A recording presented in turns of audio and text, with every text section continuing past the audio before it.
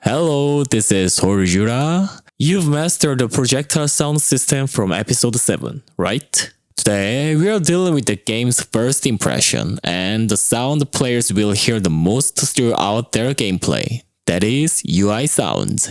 I'm not here to tell you the obvious stuff like just putting a hover sound and a click sound on a button. Because UI sounds are heard so frequently, even a slight misstep in design will quickly cause ear fatigue for the players. What we are going to cover today is the exact system design method I use in the actual games project I'm in charge of.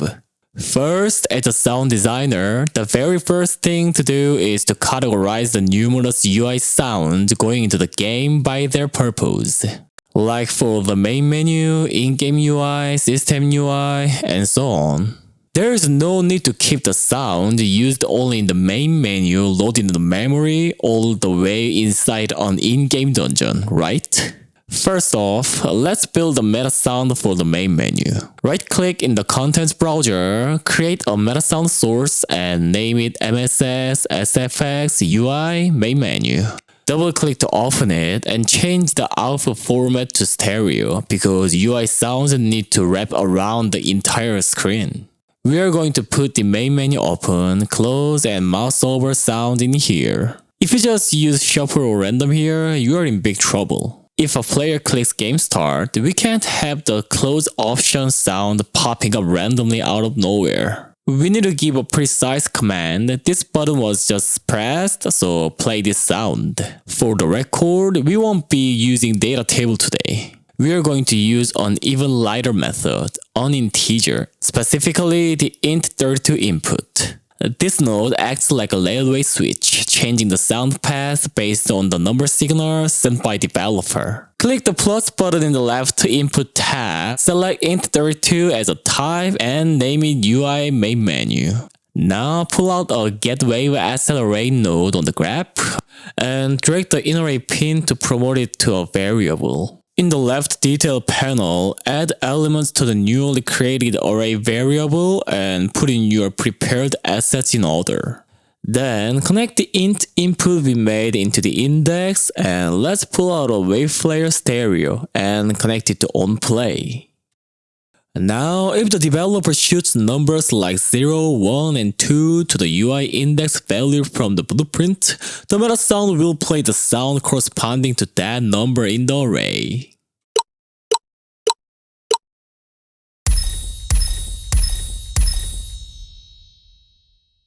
Shoots a 0, the sound at 0 comes out. Shoots a 1, the sound at 1 comes out. That's it. All you have to do is copy this MetaSound source, rename it appropriately for scenes like inventory, in-game rewards, and go inside and just change the input name and the sources in the array variable. And just tell the developer, call this MetaSound source and shoot this number. Easy, right? But modern technical sound designers do this themselves, so I will show you how. First, let's create a simple UI widget. Right-click the contents browser, go to User Interface, and create the widget blueprint. Click User Widget to create one and name it WBP Main Menu. And double-click to open it. Don't be intimidated by the screen you see. Search for a canvas panel in the palette on the left and drag it over. Next, search for a button, drag it over, and resize it appropriately. I will make it black so it's clearly visible. Then search for text and place it over the button. Let's call it test. Now, shall we make it make a sound? With a button clicked, scroll to the bottom of the detail panel and click on hovered. You'll be moved to the event graph. Ignore that. Click designer in the top right to go back. And this time, click on clicked. This is the core. Put a line and pull out a spawn sound 2D node. Set the MetaSound we created here. Next, pull from the blue return value pin of spawn sound 2D and search for set integer parameter. Type the input name we created earlier into inName and enter 0 into the inInt. Do the same for on-clicked, but set the int value to 1. Also, if you want a sound when closing the widget, search for event destruct, connect it the same way, but set the int value to 2. Now, let's configure it so we can open and close this menu inside the game. Go back out, click the node icon at the top, and click Open Level Blueprint. Search for Keyboard tab and create the node. We'll use tab to open and close the UI. Then, attach a flip-flop node after pressed. Pull Create Widget from the A pin and put the widget we made earlier into the class. This might be a bit confusing. Pull from the return value pin and promote it to a variable. It's more convenient this way. Just follow along. I'll name it UI main menu.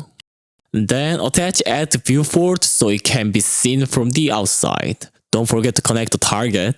Right-click in the empty space, pull out Get Player Controller, pull from the return value, search for Set Show Mouse Cursor. Check Show Mouse Cursor and connect it. You need to do this so the mouse appears when the widget is on. On the B pin, which closes the menu, bring in the UI main menu variable we saved and connect it to a remove from parent node. Copy the set show mouse node, uncheck it, and connect it to remove. Nice and clean. I'll add 2 more professional tips here. The fatigue caused by rapidly scrubbing the mouse over UI elements is called the machine gun effect. What's the solution for this? It's simple, we already learned it. Use the random float node and set the pitch min value to 0 and the max value to 0.25. It's a microscopic change, not even half a semitone. But even if the player's brain doesn't consciously recognize it, the fatigue their ears feel will be greatly reduced. However, even if the sounds are slightly different, if dozens of sounds overlap at once while scrubbing the mouse, the master volume is going to tear, right? We are going to create sound concurrency, an audio safety device to block this. Right-click in the empty space of the contents browser and create a sound concurrency. Name it SCUI limit. Open it up and you'll see 2 core settings. Max count. This limits the maximum number of times that this sound can play simultaneously. For UI, it's best to tighten it down tightly to about 2. Resolution rule. This determines which sound to turn off when the max count is reached. Set it to stop all this to kill the oldest sound. And drag and drop this asset into the concurrency setting window inside the details panel of the UI MetaSound file we just made. Now, no matter if the player scrubs the mouse hundreds of times, the maximum of only 2 sounds will play.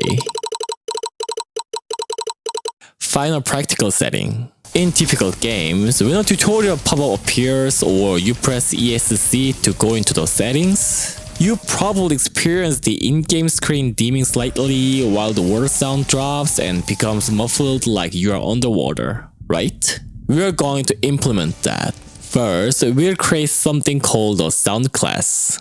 It's categorizing each sound, grouping them up, and binding them into a hierarchical structure. Right-click the contents browser and search for sound class. I'll name it SC Master.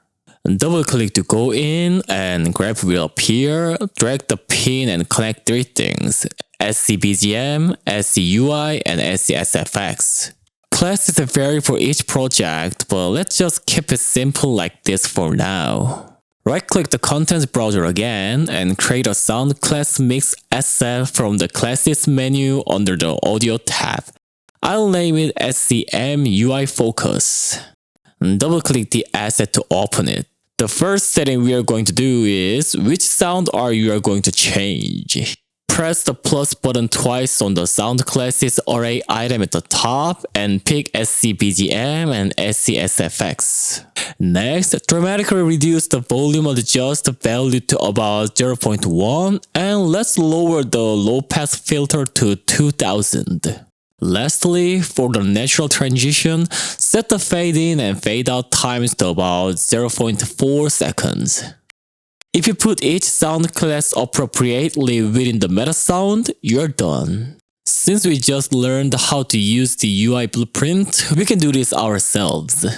Let's go to the widget blueprint. After the event construct node that learns when the menu opens, attach a push sound mix modifier node and insert SCM UI focus. After the event destruct we made earlier, just attach a clear sound mix modifier. By controlling it via blueprint like this, the in-game sound will smoothly muffle only while the player has the menu window open, creating an environment where they can focus on the currently opened UI screen and sound.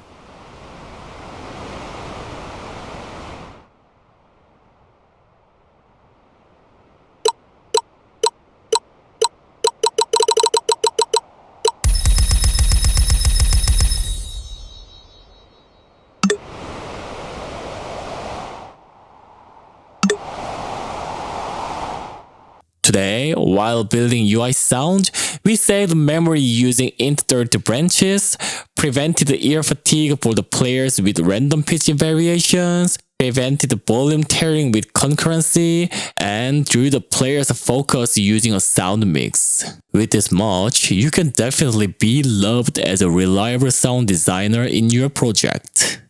That's all for this video. See you next time.